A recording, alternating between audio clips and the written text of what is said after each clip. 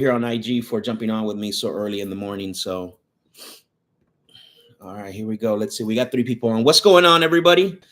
Welcome. Good morning. Good morning. Good morning. Let me see here. Uh, I'm getting a little bit of feedback. Can you guys put in the comment section if you guys can hear me? Okay. For those of you, we got 4 people on right now. Drop your name and where you're tuning in from. Go live on TikTok. That's gonna be my next thing. I got people on IG over here, so people on IG, go over to YouTube. I'm gonna be live there right now. So good morning, everyone. Kevin, what's going on from Lakeland, Florida? I appreciate you, brother, for jumping on. We're gonna let a few people jump on here before we get started in our topic, where we're gonna talk about today. I have a really good topic that I'm gonna be talking about when it comes to uncovering that one hidden deal killer, right? It's going to be very eye opening for some of you. Maybe you never heard it. Good morning, brother. How are you, Sebastian? Good to see you, brother. Go over to YouTube. Hop on. I'll see you guys there. I'll see you guys on my YouTube live, and so that way you guys can join me for this training that I'm about to do. I'll see you guys later over here on Instagram. Anyways, all right, cool. So, yep. So welcome, everybody. Appreciate it. One of the things that I want you guys to do is, as you're hopping on here, as you're hopping on the training, drop your name and what market you're coming in from, and then drop a thumbs up if you can hear me pretty good. You know what I mean? I know I had some audio issue earlier, but hopefully that got fixed. So drop some fire emojis, some comments.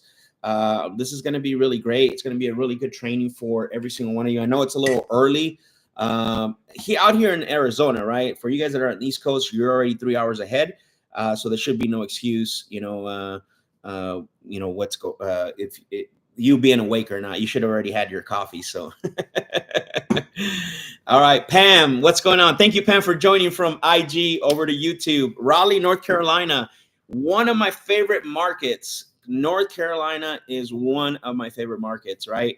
I love North Carolina. The deals are I love the price points. Let's just say that. So the deals are better because of the price point, for properties. And so I love North Carolina. It's great. My guy, Manuel, what's up, brother? Good to see you. Thank you for being on here.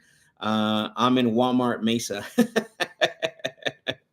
I did see you at Walmart one day, though. I don't know if you remember that or not. So cool. Do me a favor. For those of you that already jumped on, share this live stream with someone. Hit the like button and share this live stream with someone. Invite them to have them come on. We're gonna get started here in about another few minutes. I just want to let some people jump on. I don't want anybody to miss anything.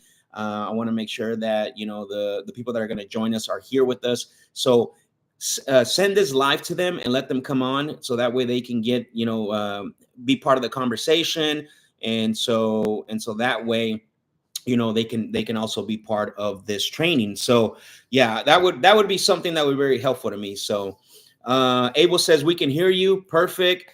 My guy Jermaine Green, what's up, Jermaine? He all the way from Atlanta, hot Atlanta, baby, in the house.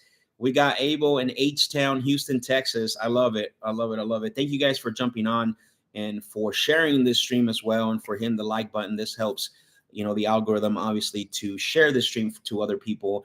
And so I really appreciate that, as we get started here. Anyone else, drop your name, drop your, what market you're tuning in from, because we're about to get started on what I'm going to be talking about today. I think it's a very crucial topic, a very crucial subject. But I'm going to wait for a little bit. Odessa, Texas, Edwin, I love it. Thank you, brother, for sharing. That you're tuning in from Odessa, Texas. Steven worked under Senador Jimenez, and it's made me lock up.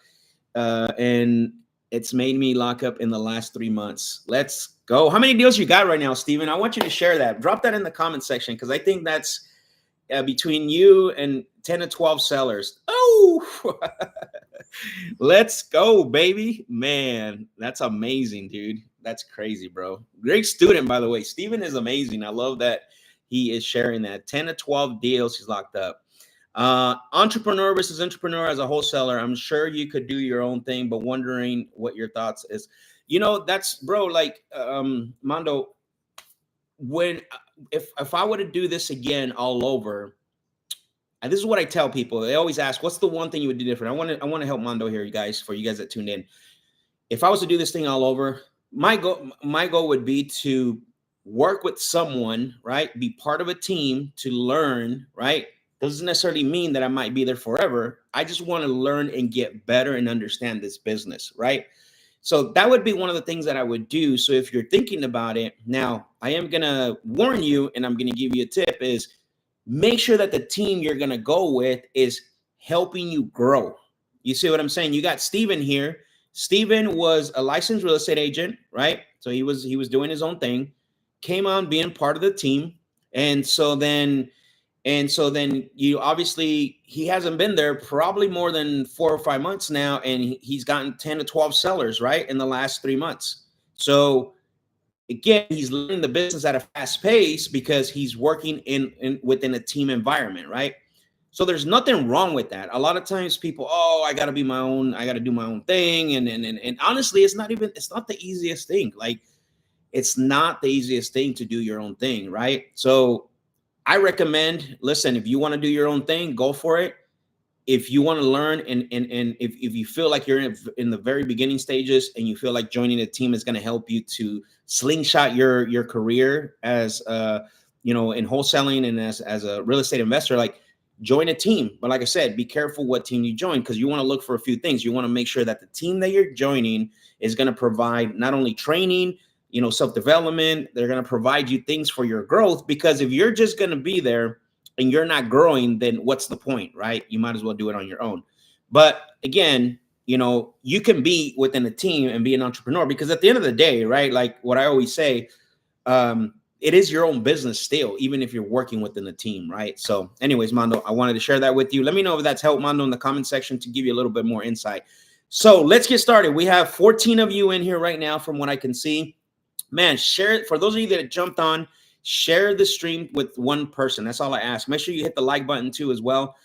Share the stream with someone. Tanya from Lovington, New Mexico. What's going on, Tanya? I appreciate you. Thank you for being part of the community as well too. So I'll talk a little bit about that. All right. So let's talk about this. So what is the number one hidden deal killer? What do you guys think? I got 14 people in here. Drop in the comment section. What do you guys think? What is the number one deal killer when it comes to, negotiating deals, right? When it comes to talking sellers, what do you guys believe that is the number one deal killer? I want you to drop that in the comment section, because I want to know where your guys' mindset is and how you guys see this, and gals. When you're talking to sellers, what do you believe is one of those things that kills your deal more than other things, right? What do you think it is? Because honestly, we can probably sit here and we can probably, talk about a lot of different things, but there's always one that stands out every single time, right? Besides price, because price is always going to be the number one objection. Obviously, we can't meet in price, then the deal's done, right? I'm not talking about that, because that's an easy one to uncover, right? We know that price is always going to be the number one objection when you're negotiating with your sellers, right? So there's something else beyond that, right? So Pam says time. Silver Lining Real Estate Group, please drop your name in there, Silver Lining. I appreciate it. Not enough follow-up. Oh, Ivan, sorry about that, brother. Good, let's go. Not enough follow-up. Pam says time. Come on, guys. This is a participation time. We'll drop in the comment section. There's no right or wrong answer here, by the way. This is not a I gotcha moment, right? This is a moment where I want to help you. So, because I want to understand where you're at, where your mindset is, and what you think is, the number one deal killer when it comes to, negotiating deals and getting them across the finish line. So I just see how I just threw that in there, getting them across the finish line, right? So again, Ivan said not enough follow-up. Pam said time. Ivan again said motivation. And then being stuck with not knowing what to say at times. Okay. Those are all great. Not uncovering the true motivation. 100%, I believe that. Lack of trust. I love that as well, too. Confidence. Keep them going, guys. I love this. Confidence could be a deal killer, right? However, it's not a deal killer. Your confidence is not necessarily a deal killer. Now, it could put you in a bad position if you're not aware, or if you're not ready to really present your solution, or to know what you say, right? Which there's a little bit of that in there, right? So man, so lack of trust. Tabidi, what's going on, man? Tabidi in the house.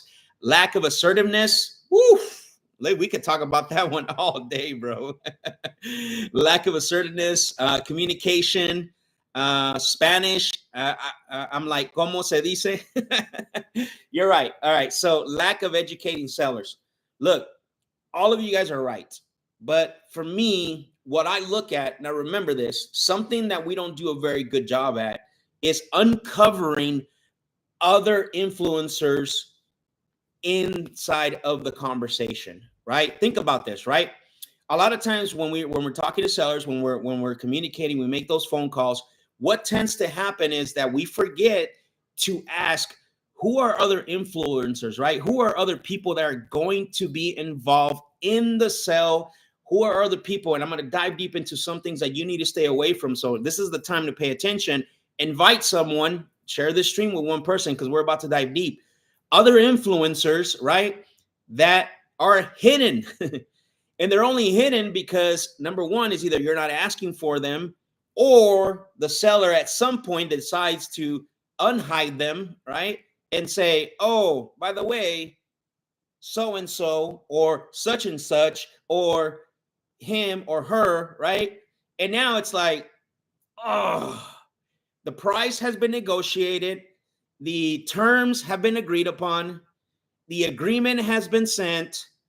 You don't need to worry about your confidence. You don't need to worry about your motivation. You don't need to worry about your lack of assertiveness. You don't need to worry about your communication. You're past that already. Right? And guess what? This is why I say that for me is the number one that is for me is the number one hidden deal killer, this is what we're talking about, right? The number one hidden deal killer. So what are some things that we can do to mitigate that? Because I'm going to tell you, after hundreds and hundreds and hundreds of deals closed and locking up, talking to tens of thousands of sellers and going into hundreds and hundreds of in-person appointments, you're not going to get it. You're not going to be able to 100% overcome this situation. But the great thing is you'll be able to mitigate it to where it's not affecting you as much as it should, right? And so this is why it's called the number one hidden deal killer, right? Because a lot of you said some great things in the comment section, right? And so one of the things that we have to be conscious of when we're having a conversation with our sellers, and this is way before you get into motivation, this is way before you get into condition, and definitely way before you get into price, right? You need to be uncovering who else is going to be involved, right? Who else is going to be part of that? A lot of us forget to ask that. And what tends to happen, it becomes a hidden villain, right? It comes and bites us in the butt. It comes and bites us unexpectedly. Once we get past and we get the negotiation, we get everything agreed upon, like I mentioned earlier, and then boom, what happens? It kills the deal, right? And all of a sudden you're left rattled, like, oh man. How many of you guys have been there? Drop a thumbs up emoji if you've been in that situation before. I know. And if you don't want to drop an emoji, there's 17 people in here right now. Drop a thumbs up emoji if you've been in that situation before. Drop a thumbs up emoji. The BD, appreciate the transparency. Pam, thank you. Come on, let's light that comment section up, because everybody should be putting thumbs up. Tanya, I know I've been there. Listen, I get it. I've been there, man. My brother said that I was selling the property too cheap, man. Right. Ivan says too many times. Sebastian, I love it. Thank you guys for being transparent. Listen, it's one of the worst things that can happen, right? And so what I want to talk to you about today is that I want you to start making it a practice, and I want you to start making it a daily thing when you're having conversations with your sellers, to ask, is there anyone else that's going to have an input on the sale of the property? Okay. Kimmy said time and time again. I'm telling you, Edwin, thank you, brother. Is there anyone else that's going to have an input on the sale of the property? Remember, this is before you get into finding out their true motivation, their true timeline, negotiation, price, condition. You need to be asking that ASAP, right? Not saying right away as soon as you say hello. Oh, who else is involved in the sale? I'm not saying that. I'm saying once you make the introduction, once you get past the point where now you're having a conversation, you need to make sure that you make it a practice and you make it to where a custom where you are asking this up front, right? Because if not, if you don't ask it up front, you're going to find out on the back end, which is the worst. And you guys already have said, it's happened too many times. It sucks. It's killed my deal. It's going to happen on the back end, right? The one thing I don't want you to do is this. I don't want you to ask for decision makers. Stop asking for decision makers, okay? I want you to take this out of your vocabulary. Why is that? Why do I want you to stop asking for decision makers? Can somebody tell me in the comment section? Why do we want to not ask who are you the only decision maker? Is there any other decision makers that are involved? Who are all the decision makers, right? Why is it that I don't want you to ask who is there any other decision makers, or are you the only decision maker? Stop asking this, right? Kimmy said, because decision makers sounds official and intimidating. Sounds too formal, question mark. I'll answer that question for you. Kimmy said, sometimes finding out others involved leads you to the motivation organically. Boom, right? Sounds too formal, official and intimidating. Anyone else? Who else? What do you think the word, you should stay away from the word decision maker? Anyone else? Come on, we need at least 2 more answers. And then I'm going to tell you why, I'm going to give you a tip why you should stop using the word decision maker. Because remember this, right? Decision makers, right? If someone wants to ask me, hey, are you the only decision maker? Yeah, that's me. I'm a decision maker, right? Pam says, sounds like a sales call. Yeah, it is a term, sounds scammy or like the bank. Yeah, exactly. Exactly. Thank you guys for participating. I appreciate that. So the reason why you want to stay away from the word decision makers, not only because it is a sales word, right? You already sound like it's a term, right? It's a professional term. But the real reason is because when you ask someone, are you the only decision maker? What tends to happen, the connotation behind asking someone, are you the decision maker, is guess what? Are you the one that's going to put ink to paper? Think about what I just said. When you ask somebody, are you the only decision maker? It implies that you're asking, are you the only one that needs to put ink to paper, right? So besides all those other things that you guys mentioned, this is the biggest thing, right? They're going to say, no, I'm the only one that's going to make a decision. And look, they might be. They might be the only one on title. They might be the only one that needs to make the decision. They might be the only ones to sign. But however, you're eliminating everyone else that's going to have an input, that they're going to consult with, that they're going to talk to. So what do we say instead? I'm going to write this down for you guys. What do you guys think we should say instead? Put in the comment section because I want to see what do you guys think we should say instead. I'm going to write this down, but I want to see what do you guys think that we should be saying instead of decision maker. I'm going to write it down here for you guys.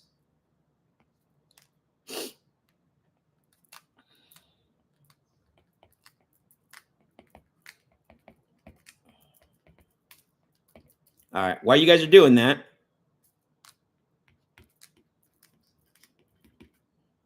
I'm going to write this whole thing down. Oh, here's what I want to do. Now I'm going to write down another 2 things that you should follow up with. Okay. Make sure you guys are writing things down because we're going to class today.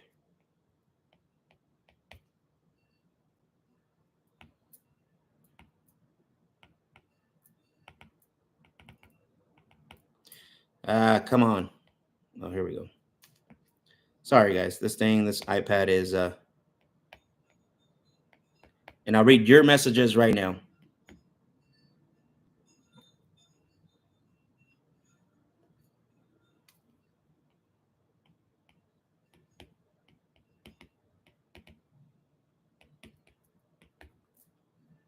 Perfect. All right. Okay, let's see. What did you guys put? Let's see. Anyone else going to have an input on the sale of the house? Man, I love it. You're a good student, Tabidi. Just curious, is there anyone we should have on this phone call?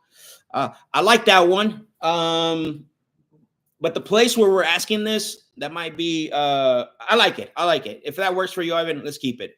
Hey, help me understand. Who else might have an input? Perfect. I love that. Pam says, who else will want to have an input on the sale of this house? Perfect. I love it. Are you the only person on the deed? Okay, so that one is a little bit more, still you're sounding too professional, right? Because let's be honest, Tanya, like the people you're talking to, how many of them are going to know what a deed is, right? There might be some, but what I'm saying is how many actually are going to know. So you want to stay away from, there's a few things you want to stay away from. Buzzwords, right? Buzzwords kill reports so fast. It's kind of like you going to see a banker, an attorney, or a financial advisor, and all of a sudden the banker and the attorney and the financial advisor start talking these buzzwords for their industry, right? The attorneys talking law jargon, the financial advisors talking finance jargon, and then the bankers talking banking jargon, and you don't understand that. And what's going to happen is you're going to be like, oh, this is not comfortable anymore, right? These guys are just confusing me because they want to sell me.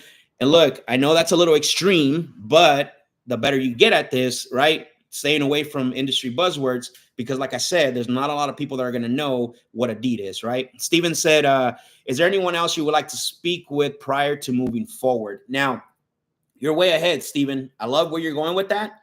That's before you move. I would use that when you're ready to make the offer, right? So I would definitely wait on that one. Okay. You guys answered it right? Oh, here. I missed the word here. Okay. I want you to start using going to have an input. Is there anyone else that's going to have an input, right? Is there anyone else that's going to have an input on the sale of the property? Is there anyone else that's going to have an input when you decide to make the decision? Is there anyone else that's going to have an input when you get an offer you can depend on and you decide to move, right? You decide to make a decision. Is there anyone else, right, that we need to speak with when it comes to you deciding on who you're going to work with? Now, there's going to be something that's going to happen in that question, right? And look, I'm asking this in the beginning. I'm asking this in the first 5 minutes of the conversation, right? I'm saying hello. I'm saying the reason why I'm calling. I want to qualify your property for an offer. And then I'm asking them a few questions about the property. And then I ask them, is this your primary residence? Is this a rental property? Okay, got it. How long have you owned it, by the way? Okay, 20 years. Okay, what's got you considering selling it so long after 20 years? Oh, okay, got it. Perfect. Let me ask you this. Something I like to ask just for my curiosity.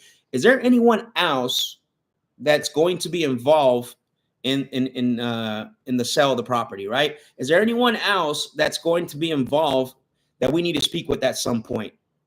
And here's what's going to happen, right? Don't think that this is like a magic spell or you know what I mean? Like you're going to get the answer right away, right? There's going to be some people that are going to say no, right? You're still going to get no, just like you would, you know what I mean? By asking, is there any other decision makers, right? You're still going to get no, it's just me. There's no one else. Okay. So what do we need to do? Right? We need to dig in a little bit deeper. Write that down. Dig in a little bit deeper, right? What do we need to ask?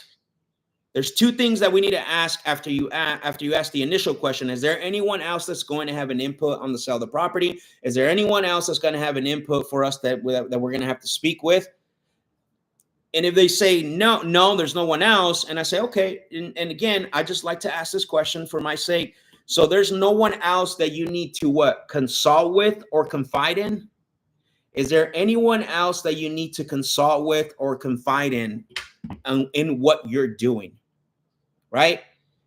Again, if we want to uncover these hidden individuals, right, that ruin deals, it could include someone professionally, it could include a family member, it could include a friend, it could include whoever, a dog, right? Like it doesn't matter. So even though you ask the question, is there anyone else that's going to have an input on the sale of the property? And they say no. And I said, okay, got it. I like to ask this question, just for my sake, to make sure I'm talking to everybody involved. So just out of curiosity, there's no one else that you're going to consult with or that you need to confide in, that you're making this decision or that you're doing this, right?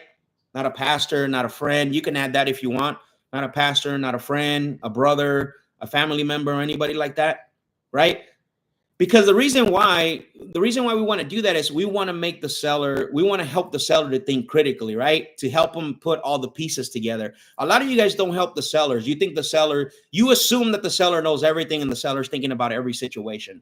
And that's farther from the truth. You cannot assume that the seller understands or the seller knows or the seller's thinking about every possible scenario, including that they're going to eventually talk to someone. They're not thinking about that while they're talking to you. You know what they're thinking about while they're talking to you? They are thinking about what you're going to offer. They are thinking about what you're going to offer them and what you're going to do for them. They ain't thinking about who are they going to get off this phone call and talk to. Some of them might. Maybe some of them have an attorney, but majority are not. You know what I mean? So again, you want to stay away from, you want to tackle this up front. In the first 5 minutes of the conversation, you always want to ask them, now, what happens if they say yes? What happens if they say yes? What do you do? Right? What do you do? Let's just say you ask them the question, hey, is there anyone else that's going to have an input on the sale of the property? Well, it's my husband and I, or my wife and I, or, I do want to talk to my XYZ, because you got to be ready for both scenarios. You got to be ready for them to say no, and you got to be ready for them to tell you yes, right? So what do we do then? So we can reel those people in with us, right? And so what do we do when they say yes? I love Steven's already ahead of the game. I wanted you guys to drop in the comment section. What do we want to do? See if they can join the combo, Steve says. What else? What else do we need to do? I love that. That's a great point. If they say yes, we know what we're going to do if they say no, right? Like we're going to ask them, hey, so you're telling me there's no one else that we need to consult with. There's no one else that you need to confide in, and let them know that you're making this decision to sell. Because, what I don't want to happen is by the time we make you an offer and try to, move this thing forward, we don't want no surprises. How many of you are scared to say that to the seller? Like, think about that. It's okay to say those things. If you take this business serious, it's okay to be assertive, not aggressive and brute. It's okay to be assertive, right? And say those things, right? Because then what happens, it grabs their attention and says, hey, this guy takes what he does serious. I'm dealing with someone serious, right? Kimmy says, I try not to call attention to any surprises on my end.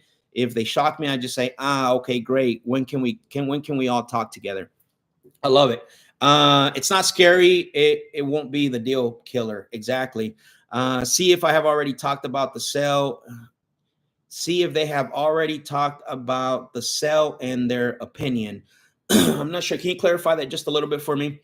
So again, when they say no, then no one else is going to have an input. We're going to ask the extra question, right? Is there anyone you consult with? Is there anyone you confide in?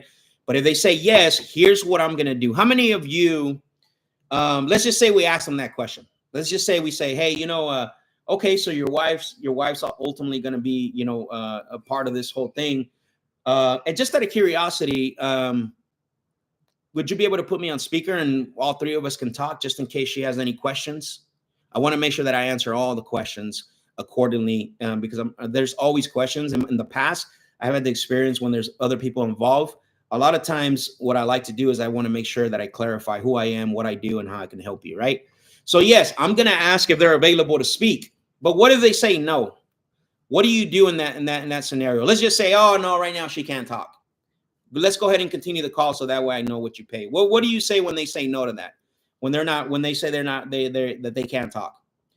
What are you guys saying? I want you to put in the comment section, what exactly are you saying? Let's just say they did say, hey, my wife's going to be involved, or my husband or my brother or whoever the case may be, they're going to be involved. What do you say when you ask them to see if they can be part of this conversation and they tell you no, right now they can't, but just go ahead and move forward and let me know what you have to say? If you were me calling you back, talk to you both, when would that be? I love that. That's a great thought. Schedule a time to call, schedule a time to talk to all parties. Okay, got it. I love that as well. I'm going to give you guys a tip. That's exactly what I used to do. I used to end the call there, and I used to say, hey, at some point, what I like to do is I just like to schedule a follow-through call so I can talk to both of you, answer both your questions, and that way there's nothing missing. So if you were me scheduling a call back, when would you do that? And so that's what I used to do. I used to stop the call there, right?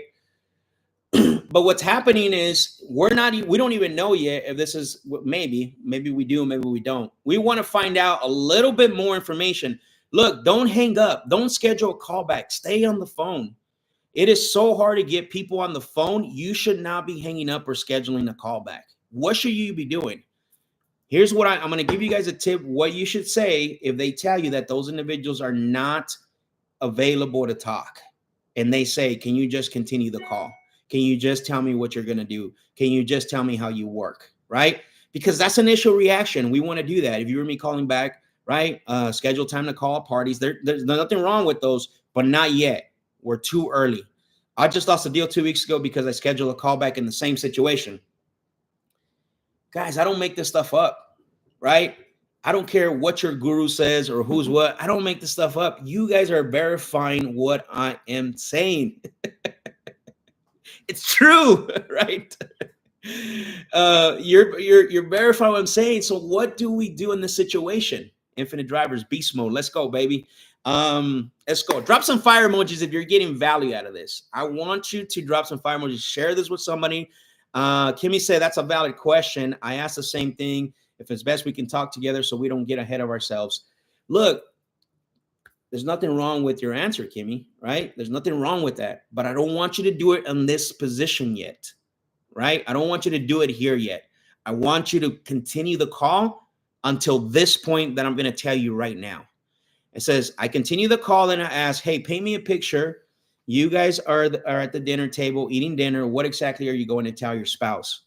Not yet. I don't care about that, Ivan. It's good. If it works for you, do it. But I'm not worried about that at this point. It lets me gauge how much they actually retain. I love that.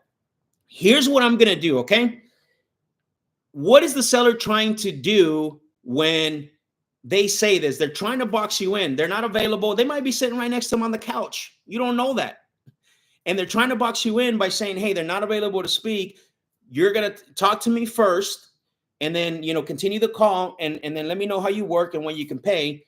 Here's what I'm going to say next to them. Look, listen, Kimmy, I really appreciate that. I was hoping that we can all get on the phone call and talk.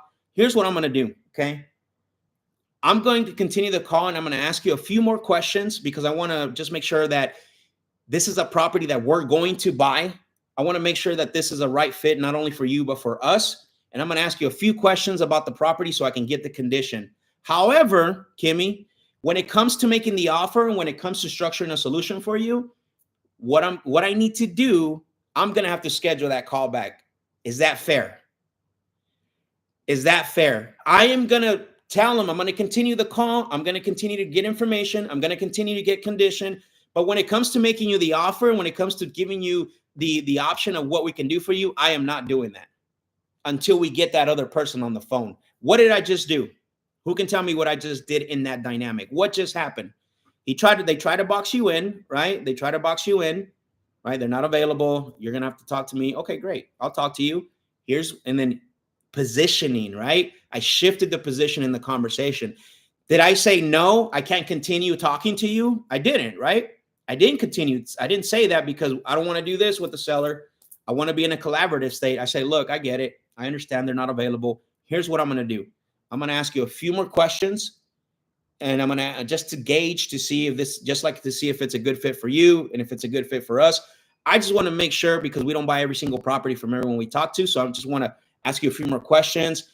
I'm probably going to ask you a little bit about the property condition, but I'll be honest, when it comes to making the offer and tailoring a solution for you, I love to have both of you guys be on the phone or three of you or whoever that other person is. Is that fair? Right? When you ask the question, is that fair? What that does, it positions you, right? And it sets the expectation of what's going to happen in the next. And look, that callback can be set in the next 5 minutes or maybe 10 minutes. But what it allows you to do, instead of hanging up so quick, instead of saying, hey, well, let's set up a call back so we can all talk, it allows you to gather more data and allows you to ask more questions. So that way, you know what I mean? You understand that you're dealing with somebody that is actually interested and serious about selling, right? And look, and if they say no, like I want, if they say no, I can't do that, then you know where to end you know where to end the sell. But however, you position yourself, you got all the data that you need, right? And guess what? They don't have your number. They don't have your solution, right? And guess what? You don't have to give it to them. Say, look, listen, the last time I gave someone a number without the other party being on the call, guess what happened? When that person went and gave the information and gave them the number, the other party had questions. And you know what happened? They never called me back. They made a decision without me on the phone. And I just don't want that to happen today. Is that okay? Right? And it's true. Am I lying to them? No. That happens every single day. Okay. So again, I don't want you to hang up the phone too early. Set the expectation that you're not going to give them an offer and you're not going to tailor a solution until you have the other parties involved. But the reason why you want to stay on the call and you want to extend that call is because you want to get them emotionally involved in the conversation. You want to get them heavily involved. You want them to invest just like they want you to invest. Have them invest. No one else is going to do this. They're going to set a callback just like every other comment that's in here. You guys all set a callback. I'm not doing that, right? I'm continuing the call up to the point when it comes to the money conversation and when it comes to tailoring a solution. That is the difference. That's what's going to set you apart, right?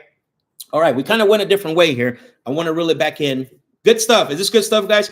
Put a thumbs up. Let me drink some coffee because I need more coffee. I haven't had enough coffee this morning. Is this helpful, guys? Drop and gals, drop some fire emoji. Again, posturing. Yep. Drop some fire emojis, some thumbs up. Let me know. I want to see your comments. I want to see you engage. We got close to 20 of you on here. Hit that like button as well, too. Again, you're probably going to have to go back. Look, listen, don't worry about it if you're not grasping everything. This thing will be live after we get done here. Go back to it. Take notes. Go back to it. Rewatch this thing. I'm telling you, this is going to help you to be able to mitigate and to be able to get a grasp of the number one hidden deal killer, which is other individuals. You see how important this is? This is very important, right? Very, very important. Shani says, what would be the difference of going through the call and before divulging your number, adding this question in versus upfront on the call? Let's see. Let me read that again, Shani. What would be the difference of going through the call? Okay. And before divulging your numbers, adding this question in versus upfront on the call. Okay. I don't understand the last part. What do you mean by adding this question in versus upfront on the call? Now, so there's two things that we say in sales. Okay. I misspoke there. There's two things that are very powerful in sales: positioning and leverage. Okay. You divulge your number up front, you just lost your leverage. The only thing, I just said this in the beginning, what is the number one objection above the hidden deal killers is price.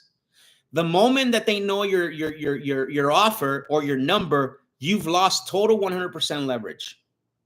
So why would you want to lose that, right? When they have, especially Shawnee, especially if they're not making an investment to have a conversation with you. Think about that, right? They want me to invest in comping. They want me to invest in looking to see what properties they're going for, to see how much I can pay them and do all this work, and then give them my number and then say, okay, well, I got to think about it. I'm going to talk to my wife. I'll get back to you tomorrow. Absolutely not. I'm not doing that. Sales is a slide edge, right? It's a slide edge game.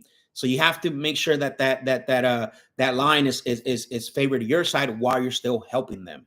Okay. You said to ask about other parties involved early. Yes, absolutely. Because you want to know, right? You want to make sure you're prepared, because here's what's going to happen. Okay. Let's just say we continue the call. We never ask the question, is there anyone else that's going to have an input? Is there anyone else that's going to be involved in the sale of the property? You get through the whole process, right? You get motivation, you get price, you get condition, and then you make your offer. And then they say, okay, well, I really appreciate everything that you gave me, all the information.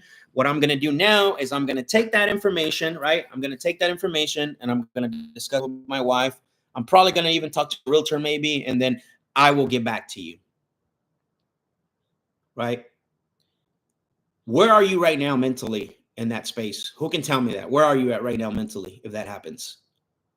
Pretty defeated, right? For the most part. Because you're not going to believe that they're going to call you back. We already know where that goes, right? We already know how that's going to end, right? You're probably going to be defeated, and you're probably going to question yourself, like, why didn't I not ask for other decision makers, right? And the other thing why I like to ask for it up front, because let's just say that I do ask it and they say no. Is there anyone else you need to consult with? And they say no. And then all of a sudden, they do the same thing to me after I ask them those questions. I have the ability now to call them out. And I'm going to say, Shawnee, I'm really confused right now. Earlier or yesterday when I called you and I asked you if there's anyone else that's going to have an input that's going to be involved in the sale, you told me no. You said you didn't need to consult with anyone. You said you didn't need to confide in anybody what you're doing. And now you're telling me that you need to talk to so and so and you have somebody else that you need to speak with. Help me out here. Like, yesterday you said no. Are we not like, I mean, was that not real or what's going on? Now I have the ability to call that person out, right? Now I have the ability to bring it up and be like, this is what you said yesterday. What's going on now? Why are we changing the rules to the game, right? I can do that. That's why it's so important to ask. Hopefully I answered that correctly. Let's see. No, that's what I'm referring to. Before making my offer, ask, hey, we've been talking for a while. Is there anyone else that would have an input? Oh, yeah. Okay. Still, I want to know up front, right? Because you're where you're mentioning it or where you're saying, you're kind of almost already in the point where you're already gonna tailor and almost get it to the point where it's gonna sign. Why wait there? You know what I mean? That what I just mentioned earlier, that's why I want to know up front, right? I want to know up front if anybody else is going to be involved, right? I want to uncover that because you know why? Because it prepares me mentally, right? One of the things that we have to remember, you guys know this, talking to sellers is very difficult. Getting information is really hard, right? Especially in today's market. So I want to mentally prepare for everything. I'm okay with them saying, yes, I'm going to talk to my spouse. Yes, I'm going to be talking, because then mentally now I can prepare for what's to come, to answer questions, make sure I set it up correctly for me to meet with them. What I'm not, what I don't, where I don't want to be is in that position where you just said, right before making my offer, we've been talking for a while now. Is there anyone else that's going to have an input on this decision? And I've already invested time. I've already got my number about to get and they say yes. Now you're kind of like scrambling. What do I do? Now you're in like you're in scrambling mode versus kind of focused and prepared more in the beginning. So you want to put yourself in a good spot, right? You want to put yourself in a good position. You don't ever want to be in a bad position where it's like, okay, now these people are saying that they got to talk to so and so and so and so and so and so and so and so. Like, and now you're like, man, now I got to try to overcome this and tell them why that's a bad idea, right? And so then that's the position you don't want to be in, right, Shawnee? You want to be in a good position always when you're talking to sellers. Hopefully that helps. All right. Where was I at? Man, is this training good, guys? I hope you're getting value out of it. I'm going to close with this. Okay, let's finish this up. Let's bring it home now. Okay, we ready? We went through a lot. We went through a lot of scenarios, right? We understand now. There's going to be a few, maybe one or two, maybe one person that's the ultimate deal killer. Which one do you guys think that is? Who could be the ultimate deal killer? Who is that person that's the ultimate deal killer? I want you to put in the comment section. I want to hear your opinion on who is the ultimate deal killer. Who could be the ultimate deal killer? I want to talk about this because this is what I'm going to end on. Who can talk about who is the ultimate deal killer? Okay. Pam says realtor. Okay. Who else? Come on, there's 20 of you in here. We need at least 4 or 5 answers. 20%. Who else? Pam says realtor. Who else? Who is the ultimate? Who is that person that's the ultimate deal killer? Spouse. Okay. We got realtor, we got spouse. Let's go. Who else? I'm going to write it down while you guys give the answer. Okay. Nope. Who else? Come on, guys.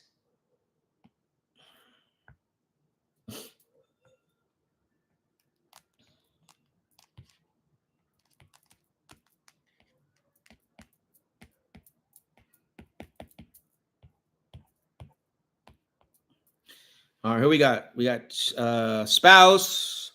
Yesterday it was the lawyer. We got children. Me. We got to talk about that for sure. We got to talk about that for sure. Because you could be. I mean, honestly, you might be talking yourself out of sales. So I don't know. All right.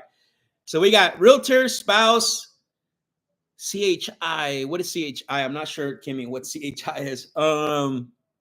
Children. The one that got it is, here's the ultimate deal killer: attorney, lawyer. Manuel got it right. Right? You can overcome, for the most part, a realtor. If a realtor comes up, you can overcome, for the most part, spouse. You can overcome children in the most part.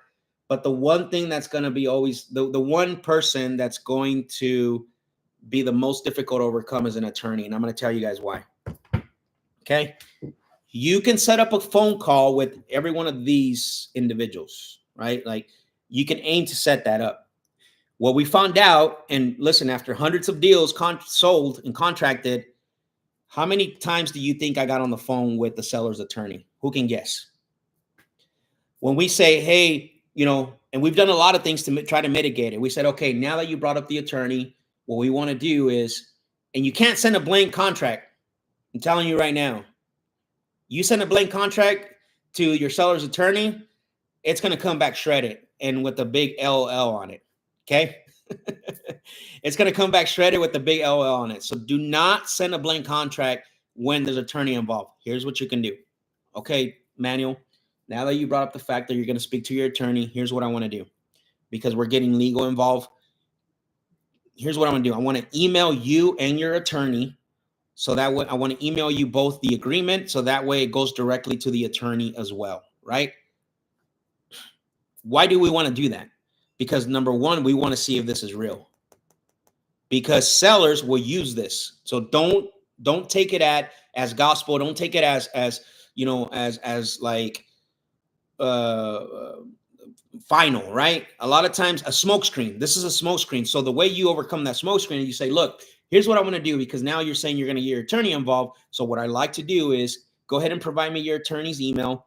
I will send you both the agreement. So that way, in case your attorney has questions, I might need to get an attorney involved as well too, because I'm not an attorney and neither are you, right?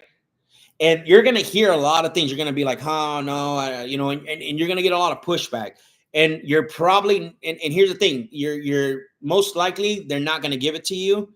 So you're going to have to trust, like, this is the hardest one, right? And here's the other thing. Shawnee said 0. You're absolutely right, Shawnee. That's how many times I've been on the phone with an attorney. Nah, maybe once. I can't say 0. Sorry about that. And so basically, doesn't matter, right? Like, hey, you know why? Because basically you can't get on the phone with attorneys, because they get paid by the word, by the palabra, huh, Manuel? Attorneys get paid by the word, by the email, by the the click of the finger. So the thing, them picking up and talking to you to answer any questions is very rare. Now, here's what I'm going to say. This is the positive side. That's the opposite side. The positive side is that we've gotten contracts back from attorneys, right? So don't think it's a dead deal, right? We've gotten contracts back from attorneys. I will say this. I've only talked to 1 or 2, maybe, or 3, but I've gotten a lot of contracts back. Just because they're attorneys doesn't mean they're sharp. I've seen attorneys redline our contract and then rewrite on the bottom just to show their clients that they did something. And all they did was rewrite what I had in my own agreement, right? And so, because my agreement was written by an attorney, right? My contract was written by an attorney. So again, what I want to tell you is don't worry about that. But that's the only one that's going to be the most difficult out of everybody else, right? And so basically, again, there's hope, right? Like you'll get the agreement back. You know what I mean? Depending on how much rapport you build. So again, these are ways that you can uncover the number one hidden deal killer, which is other people. Position yourself, right? Position yourself in a way when you're asking up front in the conversation. Is there anyone else that's going to have an input? Don't say decision makers. Is there anyone else that's going to have an input on the sale of the property, right? You always want to make sure that you do that. Okay, there's not. Got it. So there's no one else that you need to consult with. What are we saying when we ask that? There's no one else that you need to consult with. We're asking if there's going to be a realtor, an attorney, financial advisor. Those are consultants in the eyes of individuals, right?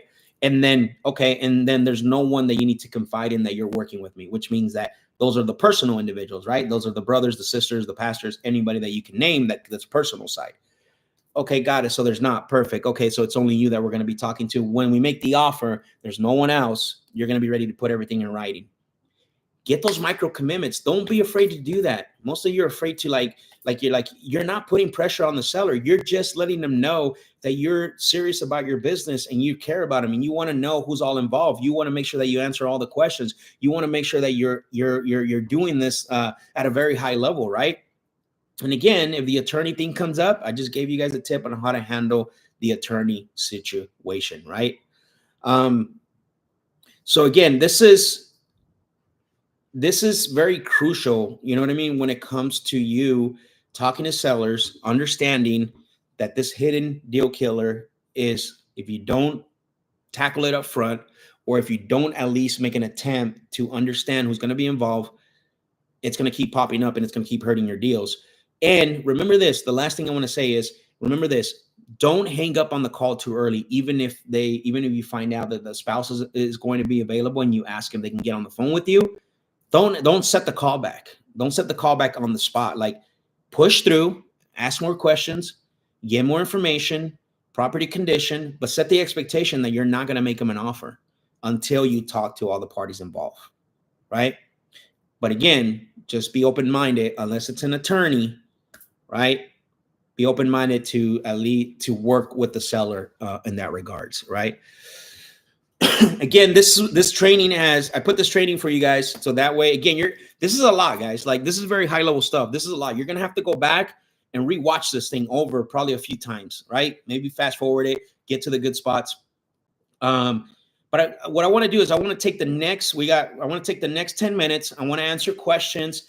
Let me know what your thoughts are. I want to make sure that I clarify things for you. Make sure that I clarify anything that I said, right, that's confusing. You know, I said yesterday they invited me to speak on a Discord community. They have like 19,000 people in that Discord community. And so one of the things I said, hey, there's no stupid question, only stupid people because they didn't ask the question, right? So I don't want you to leave from here. I know there was a lot, but is there any questions, anything specific that you want me to address that I talked about? Because I don't want you to get off this training and then be like, hey, you know, I wish I would have asked this, or I wish I would have done that. You know what I mean? Because the thing is that you got me here now, right? So I want to make sure. The other thing too is, look, I'm going to continue doing these trainings. I'm going to continue. I appreciate it, Kimmy. Thank you. We need more Max. I appreciate that. I thought you would be at the all-in grinding, doing your thing. This is badass. Thank you, brother. Appreciate it. Love it, Max, and always looking to improve. Thoughts on Sandler versus any NEPQ? Seems very similar. Yeah. So the Sandler sales system has, when it was created by David Sandler, obviously there was, you know, the NEPQ, right? There was some of that. There was a lot of psychology.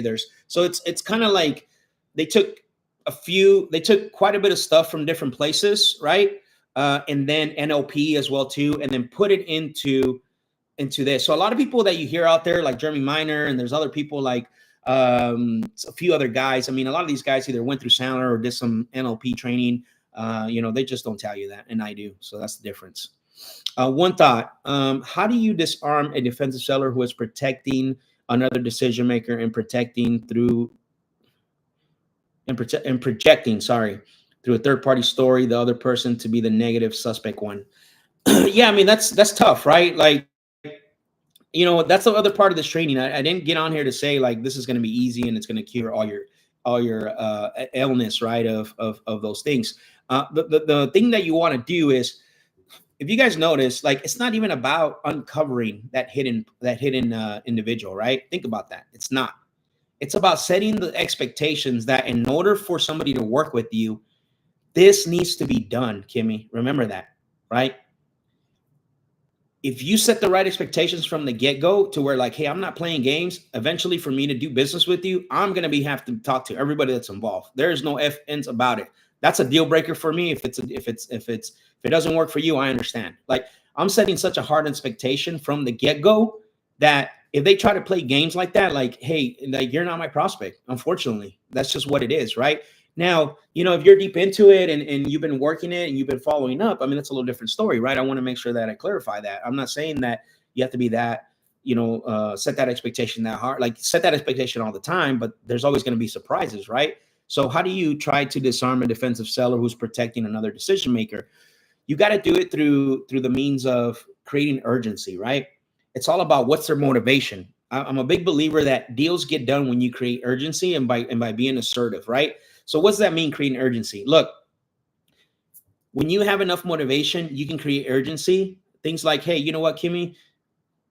The fact that you and I have been talking already for the last 3-4 days, and I can't even ask any questions or let the other party know. It's holding up it's holding you up, and it's holding me up from me giving you your money. It's holding me up and it's holding you up from you being able to go live with your mother that's ill. It's holding me up and holding you up from selling this property so you don't have to make this payment anymore. It's holding me up and it's holding you up. Whatever that motivation is, tie it in, create that urgency, right?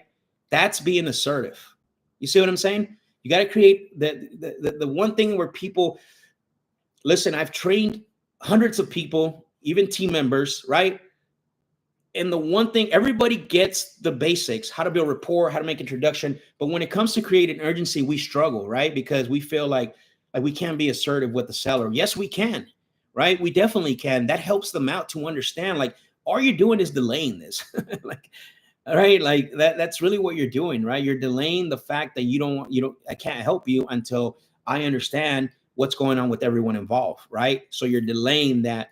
And I can't get you your money faster than that, right? I can't get you your money. I can't get you out of there by 30 days. That's why for me, motivation is the most important thing, right? On any call, I want to find out their why and their when. What's their why? What's their motivation? What's their when? What's their timeline? The price and condition, it's okay. I'll deal with that a little bit later. But if I can just get enough of their why and enough of and find out when, like I got something to work out of, right? When these things come up, I can rely and fall back on that. What are your favorite questions to ask right from the beginning? Don't want to waste time, but at the same time, not to be aggressive. So my favorite thing, depending on your lead source, right? Look, I don't like to, I like to get to I stick with my framework and I like to go straight to the point right away, right? I'll build rapport as the sales call goes. Too many of us try to build rapport too soon. And now when I say rapport, I'm saying like, what can I identify that the seller and I have in common so I can make it all about that. No, what I'm going to do is this. If I get on a call, let's just say it's a lead that I have in my system, right? Whether it came from cold calling, whether it came from PPC, whether it came from PPL, whether it came from any other lead source. I'm going to call and I'm going to ask them, I'm going to say, hey, Ivan, it's Max. Excuse me. Hey, Ivan, it's Max. I'm calling you because, I think you either spoke to one of my team members or you filled out a form about selling your property over on 123 Main Street. I have the information, and what I want to do, I just want to ask you a few follow-through questions and qualify your property for an offer. Is that fair? Right? The reason why I say that is because there's a lot of things that I'm tackling there, right? Number one, I'm establishing relationship. I'm saying I already have your information. I know you're interested. All I want to do, and I'm already establishing that I'm going to ask you a question just to confirm everything that I got is real. And then third, I can't give you an offer until I qualify you for an offer. You see what I'm saying? So I'm already positioning and I'm saying the expectation right from the get-go of the conversation, right? And guess what that does? There's going to be a lot of things that are going to happen. Oh, I already gave you all the information, or oh, I just want to know what you can pay. I'm okay with that. You know what I'm saying? Like, I ain't trying to, if that's the way they want to, if that's the way they want to proceed with the call, I know how to prepare for that. But if they say, yes, that's fair, go ahead. And then I start asking questions. Okay, So let me ask you, and the next question to me would be, okay, let me ask you about, is the property, is this a rental property or is this your primary residence, right? All I want to do is get them to talk. I want them to get involved in the conversation, right? But again, you don't want to get too aggressive until or too assertive. Like, you never want to be aggressive on the phone, right? You want to live, there's the play, you should be living in the center. You should be living in the collaborative state. You never want to go too aggressive, brute style, or you never want to be in the wimp junction area, right? Where it's like you're a yes man and you're basically believing everything the seller says. So what you want to have is empathy, collaborative, and assertiveness, right? You want to live in the collaborative state. You want to be assertive, not aggressive. And then you want to live in the collaborative state. You want to have empathy, but you also don't want to live in the wimp junction. You don't want to be no wimp on the phone call, right? So hopefully that helps. So any other questions, guys? Let's go. By the way, really quick, I don't know if you guys know, for those of you that are part of my Discord community, that have been part of my Discord community, I'm actually moving away from my Discord community, and I'm going to put the link right here. So I'm moving to school. Everything that I'm doing is I'm going to be going to school, moving into school. The sales hour that I used to do live every Tuesday is going to be inside of my school community. I have all this training in my school community, the contracts in my school community. I'm also going to add a second leg to what I do, sales leadership. So starting next week, I'm going to start adding more content when it comes to sales leadership, how to train your teams, how to, what scorecard to use, how to run morning huddles. All these things are going to be added to that. But I'm moving away from Discord into my school community, right? I like it because school has everything that I need to be able to run an effective community, right? And so I'm no longer, and here's the other thing too, I'm no longer selling like courses individually. I'm not longer doing, intensives like I used to before. Everything's going to be in my school community available. Kimmy, you'll see Kimmy in some of the videos, some of the trainings that I have in there. Kimmy's been part of the squad for a long time, so I really appreciate you, Kimmy. Thank you for your support always.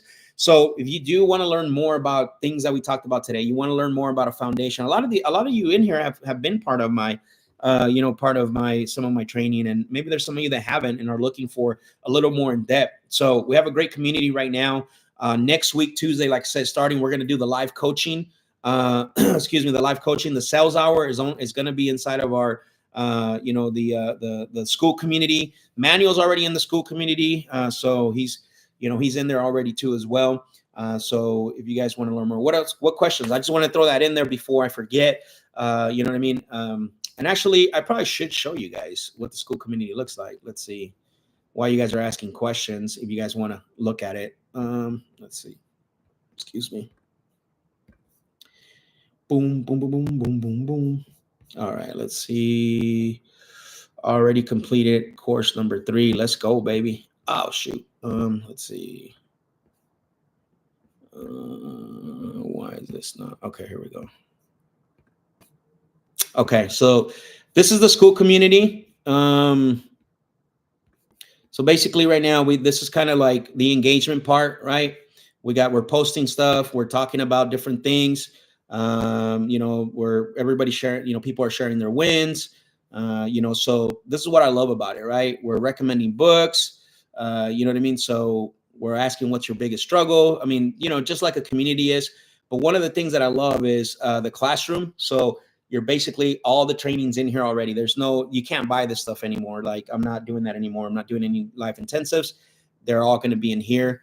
Everything, I'm going to add a second leg. So what's cool about this is, what I love is this right here, is that the videos are broken down, by bite size. So that way you can actually, go through them, right?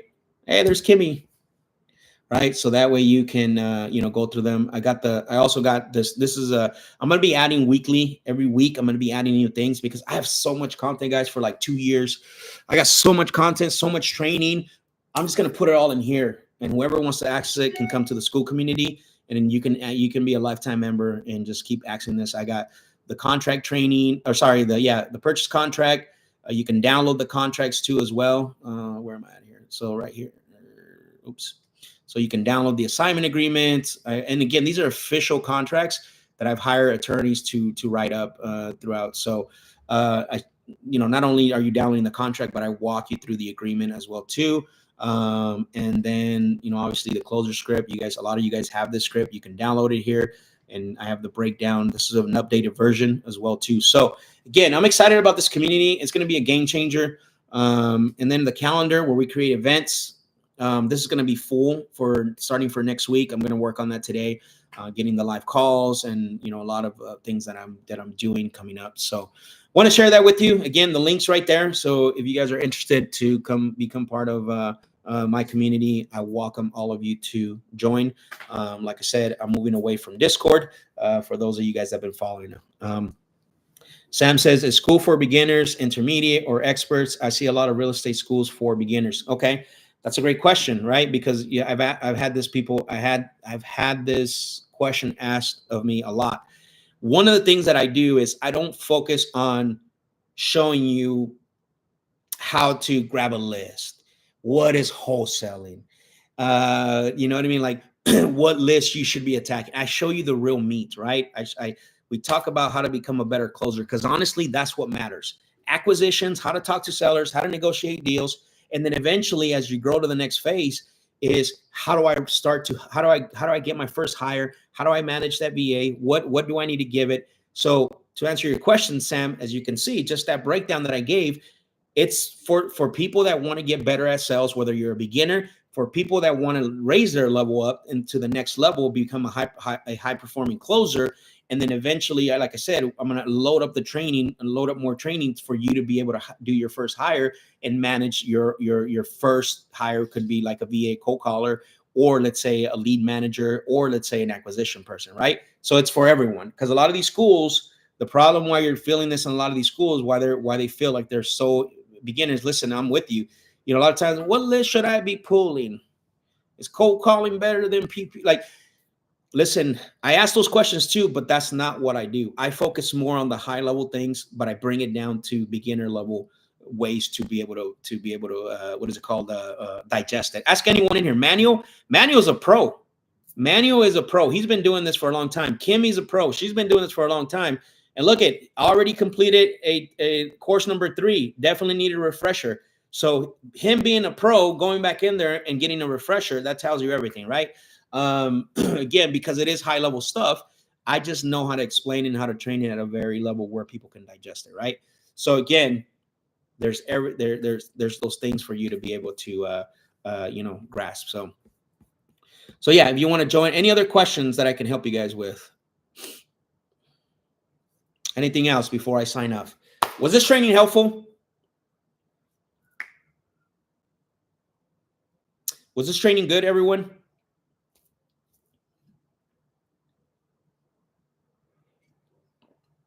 I hope so. Well, I'm going to get off. Listen, if you guys want to be part of the school community, join the school community now. I really appreciate you. Thank you guys for jumping on. My one recommendation, go back, watch this video over and over again. You guys have the whole weekend to do that. Break it down by section. You know what I'm saying? Write down all these notes. You can basically create a script here. But I'm looking forward to the next one. I really appreciate everyone. By the way, make sure that you share. Give me a shout out on Instagram at @RealMaxJimenez. If you were on this live, letting people know that you were on the live, that'll really be helpful to me. And I'm looking forward, honestly, to have some of you guys in my school community, because it's going to be great. We're going to do some really big things. Listen, there's going to be some really big things that I'm looking forward to doing, and some of the content that I'm adding on a weekly basis as we go. Right. And right now it's definitely it's at a price point that it's a launch special, because I can guarantee you the price will be going up. I don't have shame saying that. I'm just saying, because if you can ask anybody that's been ever part of my training or that's gotten value, you go back in the comment section and look at Steven Culebros, look at his comment, worked under El Cerrador Jimenez, and I've locked up 12 deals in the last 3 months. That's 3 deals a month. So I know my stuff works. Will there be role playing or call review in the school group? Yeah. So there's going to be the Tuesday. That's what I want to do. The Tuesday, 7 p.m., the sales hour coaching call. And so I'm going to integrate a role play / what is it called? Call review as well too, Shawnee, because that's going to be a weekly thing. And I might end up doing, and I hope that you can, join me, because I think, Shawnee, you've been you've been grinding for a while, Shawnee, and I think it's going to be very helpful for you. And I want to see you win, and I want to help you. So we're definitely going to have that. And I wasn't able to do that before because we were like, I was in Discord, I was in Podia, I was in like Zoom, like, and so I want to bring everything in here, like all the recordings after like all our coaching sessions and all our role playing sessions, they're gonna be back put into the school community. That's the only way you're gonna be able to get access to them. Manuel said, "Get your EBT card out and join." Oh man, you're funny. You crack me up, bro. By the way, stop hacking websites, bro. All right, everyone. I really appreciate you. It's Friday. Go out and crush it. Go out and lock up go out and close the deals that you have on the hook. I'm telling you right now, people are packing up and getting ready for the weekend.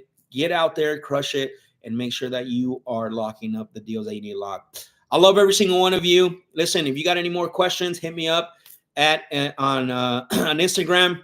Hit me up on Instagram. Send me a DM. I'm very active.